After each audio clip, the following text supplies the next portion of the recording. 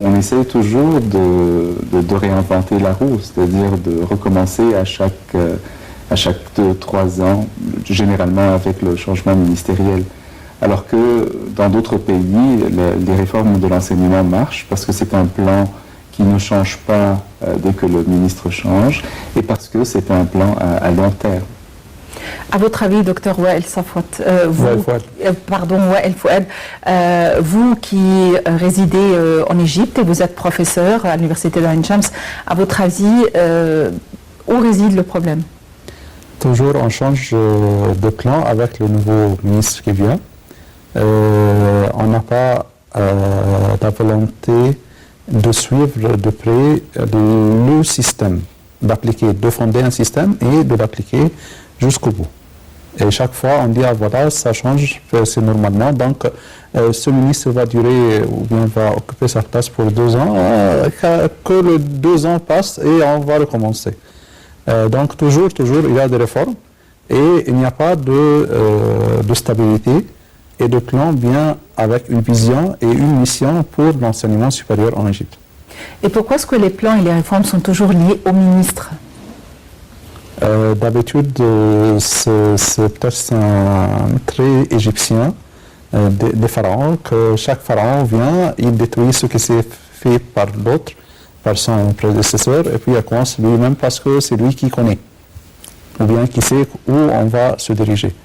Dans des pays bien développés, on a des institutions, on a des centres de recherche pour savoir quel est le but du Canada, par exemple, en 2030 et qu'est-ce qu'on doit faire pour atteindre ce but. Et on travaille en groupe, on travaille avec une idée qu'on a tous besoin les uns des autres pour aboutir à l'idée ou bien au grand projet qu'on doit achever. Et nous travaillons pour le pays, on ne travaille pas pour individus. Docteur Walid El-Khachab, vous êtes égyptien, vous avez suivi vos études universitaires ici en Égypte et vous avez commencé à vos débuts à enseigner ici en Égypte. Et puis par la suite, vous êtes parti au Canada, vous avez obtenu votre doctorat et vous avez enseigné aussi au Canada. Vous êtes toujours la même personne, la même culture, mais vous avez enseigné, vous avez dû suivre un autre cursus. Quelle est la différence ? C'est-à-dire qu'en Égypte, depuis un certain nombre d'années, on est en train de suivre la même culture, les mêmes schémas que l'on retrouve en Amérique du Nord en général. C'est-à-dire essayer d'organiser un plan de cours en fonction du nombre de rencontres avec les étudiants, essayer de déterminer certains objectifs pour un cours et essayer de les atteindre. Ça représente un progrès important par rapport à l'époque où j'ai commencé à enseigner en Égypte, parce qu'à l'époque, les choses se passaient un peu de façon intuitive, sans planification extrême. Je crois que maintenant, en général, en Égypte, on planifie le cours, on planifie les stratégies pour atteindre les objectifs d'un cours. Donc, au niveau des principes généraux, il n'y a pas de différence entre l'Égypte et le Canada dans la façon de conduire un cours. La différence, c'est dans l'environnement général au sein d'une université, les ressources par exemple, mais aussi l'environnement général au sein de la société. Pour prendre un exemple très trivial, mais qui est extrêmement important, mettons les moyens de transport, la facilité d'accès à l'université. Si l'étudiant doit passer 1 heure, 1 heure et demie avant d'arriver à son cours, évidemment ça demande une certaine planification, un certain effort qui va être dépensé, disons, qui va affecter la capacité de l'étudiant de travailler. Alors que si l'étudiant a un accès facile, les moyens de transport faciles d'accès qui permettent à l'étudiant d'arriver rapidement et confortablement à la salle de cours, évidemment que l'étudiant va performer de façon meilleure. Mais si vous me le permettez, peut-être qu'ils n'ont pas cette entrave de trafic et d'embouteillage, mais ils ont l'entrave du climat, par exemple. Ils ont moins 45 degrés. Alors, est-ce l'environnement à partir de cette perspective-là, ou est-ce la préparation tout au fil des années à l'école qui est à pointer du doigt en Égypte? Je pense qu'il y a deux questions importantes que vous soulevez ici. D'un côté, il y a la planification en général. L'idée qu'il y a un système ne concerne pas seulement le système de l'enseignement, le système de conduite d'un cours par un professeur, mais encore une fois un système du fonctionnement de la vie dans la société. Je ne veux pas qu'on pense que les gens au Canada mettent 5 minutes pour arriver à leur cours, parce que moi je travaille dans une des plus grandes villes du monde, une des villes où le trafic est les plus denses du monde, et j'ai des étudiants qui parfois arrivent en retard, comme ça m'arrivait en Égypte. Mais le problème en Égypte, c'est souvent la difficulté de planifier, de prévoir à l'avance. Au Canada, en général, on sait que telle semaine, il y aura du trafic, donc on va prendre le métro un peu plus tôt. En Égypte, vous pouvez aller un jour prendre, mettons, telle route, arriver en 5 minutes, et puis le même jour, la semaine suivante, vous mettez 2 heures. Donc, à votre avis, s'il y avait des pensions proches des universités, est-ce que ceci ferait en sorte que l'enseignement supérieur en Égypte aurait un meilleur niveau? Évidemment, l'idée d'avoir des résidences universitaires pourrait peut-être régler le problème du trafic. Mais moi, je parlais de quelque chose de plus général. La capacité de l'étudiant de travailler tranquillement chez lui, la capacité de l'étudiant de pouvoir poursuivre ses études sans avoir à s'inquiéter des conditions de vie, de la façon dont il doit ou elle doit gagner sa vie. Évidemment, on ne peut pas travailler sur toutes les conditions de vie dans une société afin d'améliorer la situation de l'enseignement. Mais j'essaie de faire une comparaison rapide entre la stabilité économique, sociale, politique d'une société comme le Canada qui va se refléter positivement sur l'enseignement. Évidemment, il y a d'autres facteurs, c'est-à-dire les ressources au sein des universités elles-mêmes. Au Canada, comme dans beaucoup d'États aux États-Unis, les universités, qu'elles soient privées ou publiques, sont très largement financées par le gouvernement. Et donc, il y a des ressources importantes qui sont accordées aux universités, et cela permet aux universités de payer des salaires décents aux professeurs, donc de recruter les meilleurs professeurs, d'avoir des laboratoires, d'avoir les meilleures salles de cours. Il y a une question de financement qui est extrêmement importante, et contrairement à ce qu'on puisse penser, dans beaucoup d'États aux États-Unis et dans toutes les provinces du Canada, c'est l'État qui est le principal fournisseur de soutien financier aux universités. Je vais revenir sur cette question financière parce que les universités étrangères en Égypte et les universités privées, je pense qu'ils n'ont pas tellement ce problème de fond. Cependant, Dr Wael Fouad, est-ce que vous êtes satisfait, si on peut le dire, de la méthode adoptée en enseignant? Est-ce que, à votre avis, chaque professeur a la liberté d'enseigner à son gré? Est-ce qu'il y a une méthode que l'on inculque aux professeurs? À votre avis, est-ce que la façon d'enseigner est à pointer du doigt? Il faut dire que le meilleur étudiant n'est pas nécessairement le meilleur professeur. C'est une vérité. Et le meilleur communicant avec ses étudiants. Il pourrait être un homme de sciences excellent, mais il n'arrive pas à communiquer ou bien à établir des relations humaines saines et bonnes avec ses étudiants. Ici au Canada, au monde entier, donc c'est un problème majeur. Et il faut prendre en considération aussi que l'amélioration même ou bien la possibilité pour un corps enseignant de s'adapter avec la technologie de l'enseignement.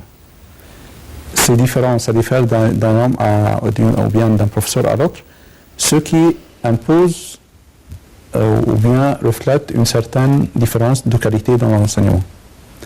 De même, on doit souligner que les universités égyptiennes, au cours des 10 dernières années, on était en train de poursuivre ce qu'on appelle l'accréditation. Donc, on s'améliore. Et même des écoles. Donc, c'est un système en Égypte qui vient de s'appliquer, de prendre place. Donc, on est sur le bon chemin pour bien enseigner. Il y a des problèmes au sein des universités même et pour les programmes. C'est-à-dire que même pour la feuille d'examen, on pourrait être examiné en 2 matières différentes, comme la traduction et la civilisation. Quelle relation en pensant ou bien en étudiant le soir même de l'examen, qu'est-ce qu'on pourrait étudier ou bien qu'est-ce qu'on pourrait travailler. Donc, un type d'examen comme ça, en 45 minutes, chaque matière est pour 1 heure. Donc, on a 2 matières différentes. Ce n'est pas facile. Le temps est limité. La feuille de l'examen même est obligée de survoler tout le programme dans les 2 matières. C'est une autre question. Docteur Wael Fouad, nous avons à présent une gamme d'universités étrangères, privées, outre les universités gouvernementales. Est-ce que ceci implique une différence de méthode et par conséquent une différence de cursus? Est-ce que le même certificat obtenu ici, il a la même valeur ailleurs dans d'autres universités étrangères ici en Égypte? On travaille en Égypte, entre les universités égyptiennes. On planifie pour aboutir sur le plan du monde arabe, mais la plus grande vision, ce qui n'est pas facile à avoir accès, c'est d'être qualifié ou bien d'avoir la chance de travailler à l'extérieur. La manière de penser dès notre bas âge pour apprendre est différente et même la vision pour l'enseignement. Chez nous, c'est une sorte d'ascension sociale. Pour à l'étranger, en Europe, au Canada ou bien aux États-Unis, c'est une question personnelle. C'est juste une question qui dépend de moi-même. Qu'est-ce que je vais travailler? Qu'est-ce que j'aime travailler? Quelles sont mes compétences? Les compétences sont un peu étudiées. Donc, la personnalité même, ici en Égypte, l'université américaine a un département concernant d'examiner ce qu'on appelle les points forts pour chaque étudiant et orientation aussi dans un domaine ou l'autre. Et voilà, c'est terminé. Donc, si je m'imagine un jour être un professeur à l'université, c'est moi-même qui décide, mais peut-être mes compétences ne me permettent pas. Donc, on est en train de renouveler la phase de l'université égyptienne, d'une façon générale. Il y a aussi des facultés qui viennent de s'installer très récemment, comme la pharmacie, le domaine de la pharmacie, et c'est nouveau. Donc, on essaie d'appliquer ce qui paraît égal à une université privée. L'autre côté, ou bien de l'autre côté, les étudiants qui sont là, qui s'inscrivent dans une université privée, ils pensent que nous avons le moyen nécessaire, on a la somme d'argent nécessaire, et ce n'est pas possible d'y aller dans une université gouvernementale. Donc, on donne une certaine réputation aux universités privées que, voilà, on donne l'enseignement qu'on veut, mais en fait, on facilite un peu. Et le marché du travail qui reçoit toutes ces personnes et puis les classifie selon le besoin. Et le problème du marché du travail, c'est la question qui doit être devant nous tous, tout le temps, dans le but de savoir qu'est-ce qu'on a besoin pour le développement de l'Égypte. À votre avis, est-ce qu'il y aura une certaine injustice ou une certaine discrimination au niveau de la réception du marché du travail? Parce qu'il y a des universités qui ont des noms qui brillent un petit peu, et puis d'autres qui sont considérées un peu moins classées, alors que ça n'a rien à voir avec les compétences des étudiants. À votre avis, est-ce qu'il y a là une injustice? Oui, parce que même au sein des universités égyptiennes gouvernementales, on peut trouver, disons, département de commerce gouvernemental. L'autre salle, c'est le département de commerce en langue française. La troisième salle, avec la langue anglaise. Et les tarifs diffèrent. C'est clair. Et puis, en parlant, voilà, dans le temps, on parlait, ah voilà, c'est une université américaine. Lorsqu'on étudie là-bas, on est sûr d'avoir la possibilité de bien travailler dans des entreprises, avoir une chance de travail brillante. Donc, la discrimination est là, oui. Docteur Walid, je vais revenir sur cette question de financement. Vous avez dit que parce que le gouvernement au Canada finance les universités, je pense que des universités privées ici ou les universités étrangères ici ouvrant en Égypte, on a des universités de toutes les nationalités. Je pense que cette question de financement est arrangée en partie. Cependant, on peut parler toujours du poids du certificat. Donc, est-ce que une université, disons canadienne, nous avons une université canadienne ici en Égypte, est-ce que le poids des certificats obtenus est le même qu'au Canada? Franchement, non, mais ce n'est pas nécessairement quelque chose qui va perdurer toujours. Ce qu'on fait au Canada, comme un peu ce qui se fait en Égypte, c'est qu'il y a un système d'accréditation et d'évaluation continue. Et donc, mettons, une université peut être classée première, mais quelques années plus tard, si la performance n'est pas maintenue, le classement change. Il en va de même pour la vision qu'a le Canada pour certaines universités égyptiennes, ou des universités qui sont constituées comme des entreprises, disons, conjointes entre l'Égypte et d'autres parties. Mais en règle générale, évidemment, il y a des classements et évidemment, il y a des réputations.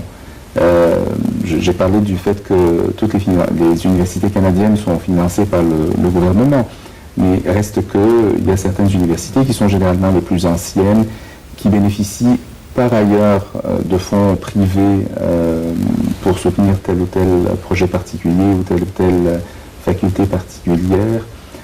Ces universités, évidemment, performent mieux que les universités qui ont moins de ressources.